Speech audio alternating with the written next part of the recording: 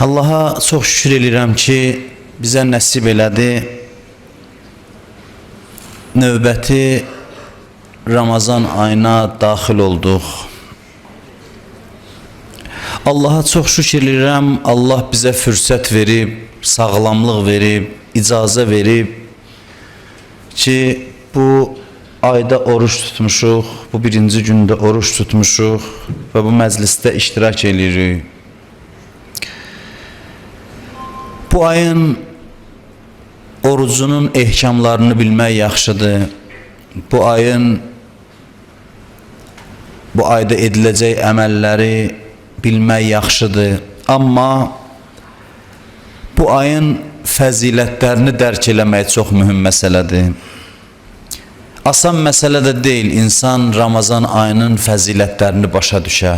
Çox da rahat və asan məsələ deyil. İmam Səccad əleyhissalam belə dua eləyir.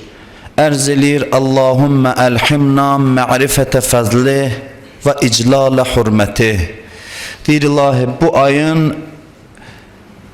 fəzilətini başa düşməyə və bu ayın əzəmətini başa düşmək üçün mənə mərifət ver, ilham elə ki, mən başa düşə bilim ki, bu necə bir aydır. O qədər əzəmətli və böyük bir aydır, o qədər fəzilətli bir aydır. İmam Səccad əleyhissalam Allahdan kömək istəyir. Deyir, sən gərək ilham eləyəsən mənim ürəyimə ki, mən biləm bu necə bir aydır. Yəni, bu kitabla oxunulan bir məsələ deyil. Öyrənməklə bilmək olmur. İmam Səccad əleyhissalam deyir, mənim ürəyimə ilham elə.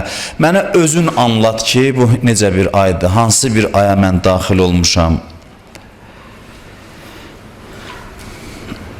Bu ayın fəzilətini insan kəşki dərk eləyə, başa düşə.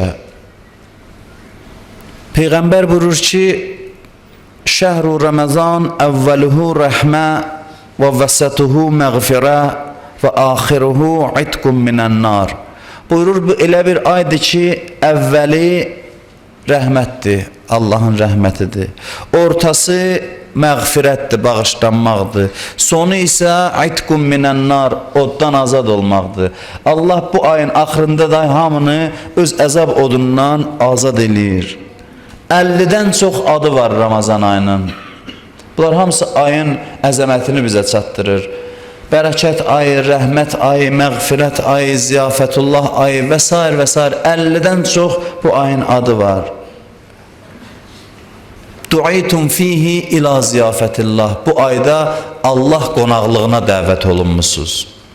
Allah bir süfrə açıb, Ramazan ayının süfrəsidir və bu süfrəyə bizləri dəvət eləyib. Durub gəlmişik və burada məhdudiyyət də qoyulmayıb ki, hansı təbəqədən olan insanlar gələ bilər. Bu süfrə hamımızın üzünə açıqdır və Allahın huzurunda əyləşmişik və cuiltum fihi min əhli kəramətillah. Buyurur, elə ki, Allaha qonaq gəldiniz, bilin ki, kəramətli insanlarsınız. Yəni, Allah öz qonağın əziz tutacaq.